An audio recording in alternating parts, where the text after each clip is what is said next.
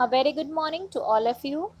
So, today we are going to study the chapter 11, which is environmental education, concept, nature, necessity, importance, environment, pollution, problems, and remedies. In this chapter, first we are going to study about the environmental education, which is very important. So, what is the environmental education? The environment can be defined as a sum total of all the living and non-living elements and their effort which influence human life. So there are some living and some non-living elements. Living elements like animal, birds, forests, plants, and non-living elements like water, land, rocks, sunlight, air. So environment क्या है? We can define it as a sum total of all the living and non-living elements. Let's have a look on the very first paragraph. Since the beginning of man and the universe, there is a close relationship established between man and the nature. Okay, as we all know that there is a very close relationship between man and nature. And ये चीज कब से है? जब से Mankind इस universe पर आया, सिंस द बिगिनिंग ऑफ इसकी शुरुआत से. So there is the close relationship established. किसके बीच में एस्टैब्लिश हुआ? मैन और नेचर के बीच में. In the ancient time man was totally dependent upon nature. पुराने टाइम में, एंशिएंट टाइम में क्या होता था? मैन पूरी तरह से डिपेंड होता था नेचर पे. His all the needs were fulfilled through the things supplied by the nature. उसकी जितनी भी नीड, ज़रूरतें होती थी, वो नेचर से ही पूरी होती थी. There developed a kind of administration for the nature and its worshipping was also started. Today, whatever we know about the nature is not satisfying. We are always curious for knowing more and more. Indiscreet human interference in nature sometimes for satisfying the curiosity and in most of cases for satisfying personal needs has resulted in the imbalanced nature and environmental pollution. Its only solution is environmental education. See, in this paragraph, we are comparing the ancient times and the present time. In ancient time, we are satisfied with the nature, from the nature, by the nature. But today, we are not satisfying about the nature. We are always curious to know more and more.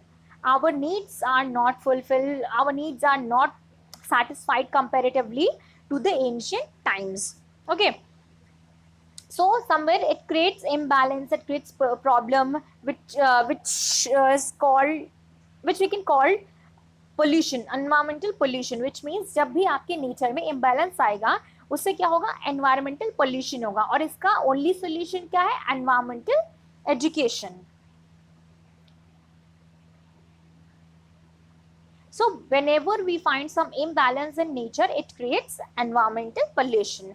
So for this, the solution is only the environmental education, which means कि अगर हमें अपने environment के बारे में पूरी तरीके से knowledge होगा, तो हम क्या करेंगे? उसको protect कर सकते हैं, उसको safe and secure रख सकते हैं, उसको pollute होने से बचा सकते हैं. What is the concept of environmental education? Our next para is the concept of environmental education. There is nothing new in the concept of environmental education. Nothing new मतलब कुछ भी नया इसमें नहीं है. The concept is as old as human civilization. Since ancient age, environment has always influenced human behavior. Which means कि environment ने क्या किया? हमेशा से human behavior को इन्फ्लुएंस किया है. क्यों? क्योंकि हम एक एटमॉस्फेयर, एक एनवायरनमेंट में रहते हैं, विच मीन्स हमारे चारों तरफ की जो चीज़ें हैं, दैट इज आवर एनवायरनमेंट. और अगर वो कहीं से भी अफेक्ट होगा तो हमारा जो ह्यूमन बिहेवियर है वो इफेक्ट होगा. That is the reason why environment is always given the place in the religion, philosophy, society and the life itself. Since ancient age, we are worshipping rivers, trees, birds and animals, sun, moon and the earth as god and goddesses. It was considered in to pollute natural resources, which was in a form of environmental education.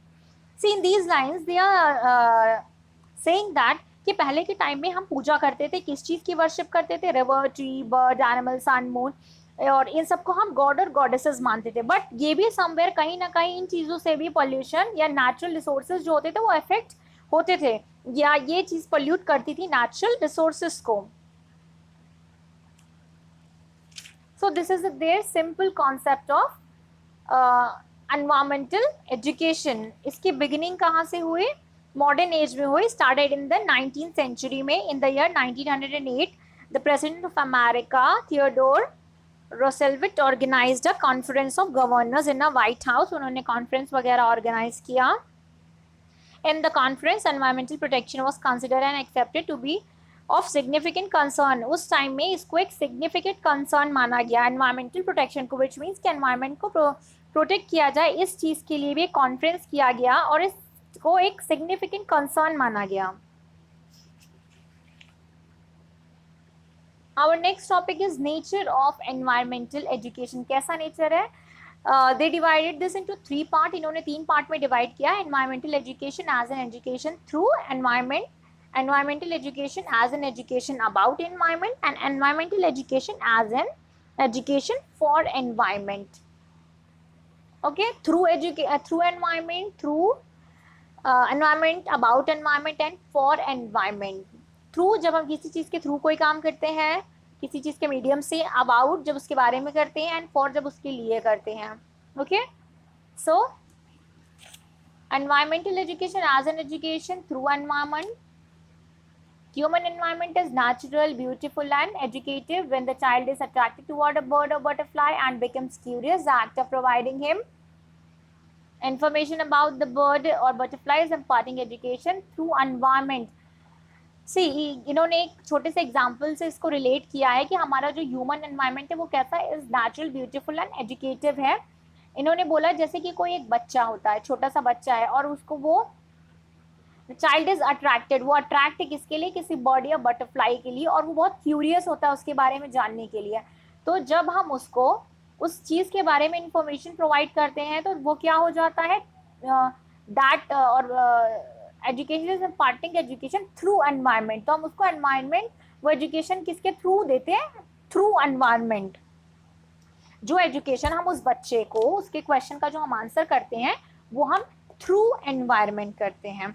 So this education is more important in education given inside the boundaries of classroom, hence the education given through environment is environmental education, which means ये कह रहे हैं कि किसी बच्चे को classroom में कोई एजुकेशन देने से ज़्यादा अच्छा क्या है, जब हम उसकी क्यूरियोसिटी को, यानी उसके जो ये क्वेश्चंस है उसको हम एनवायरनमेंट में जाके, एनवायरनमेंट से रिलेट करके उसका जवाब देते हैं, यानी थ्रू एनवायरनमेंट, तो वो ज़्यादा बेहतर एजुकेशन होती है.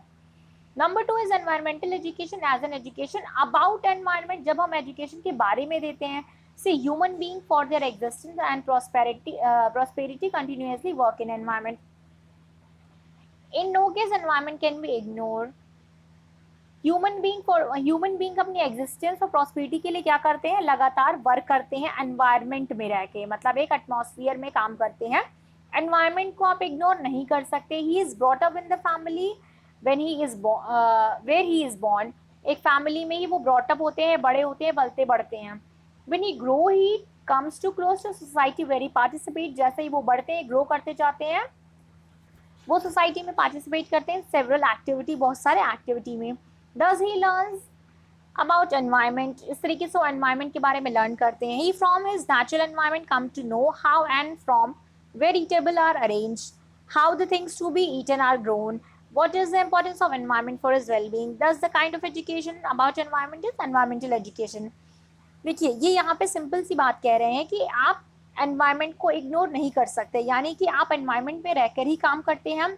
एक बच्चा जब पैदा होता है तो पहले वो एक फैमिली में पैदा होता है, वो धीरे धीरे बड़ा होता है तो वो सोसाइटी में रहता है, सोसाइटी की एक्टिविटीज़ में पार्टिसिपेट करता है. इस तरीके से वो एनवायरनमेंट के बारे में लर्न करता है कि कहाँ से खाने की चीज़ें आती हैं, कैसे चीज़ें अरेंज होती हैं, कैसे चीज़ें बनती हैं, अपने एनवायरनमेंट के बारे में पढ़ता है, उसके वेलबींग्स के बारे में. सो इस तरीके से this kind of education about environment is environmental education. तो ये क्या हो गया, अबाउट एनवायरनमेंट, एनवायरनमेंट के बारे में. Number 3 is environmental education as an education for environment. अब यहाँ पे फॉर एनवायरनमेंट हमें जानना है. Ever increasing population has revolutionized environment. Huge population has necessitated use of technology on a very large scale for satisfying human needs. Due to increasing population and consequent industrialization, the problem of air pollution, water pollution, noise pollution, and social pollution have generated. All these problems have made human life hellish. Hence, we are trying to remove the causes of spreading pollution. Thus, the education about protection and preservation of environment is environmental education. They are talking about the population first. जो population बढ़ रही है वो क्या कर रहा है, revolution ला रहा है एनवायरमेंट में. ठीक है, ज्यादा से ज्यादा जब पॉपुलेशन होगी तो वो क्या होगी, ज्यादा से ज्यादा टेक्नोलॉजी का एक लार्ज स्केल पे इस्तेमाल करेगा. ह्यूमन की अपने नीड्स हैं, वो जितनी पॉपुलेशन होगी उतना ज्यादा पोल्यूशन क्रिएट कहीं ना कहीं होगा. तो इन सारी चीजों से किस तरीके का, like water pollution, air pollution, noise pollution, social pollution होगा. और ये चीजें क्या करती हैं, they have made human life hellish, human life को हेल बनाती है. तो we are always trying to remove the causes of spreading pollution. तो हमें इन कॉजेज को रिमूव करना चाहिए जो पोल्यूशन फैलाएं.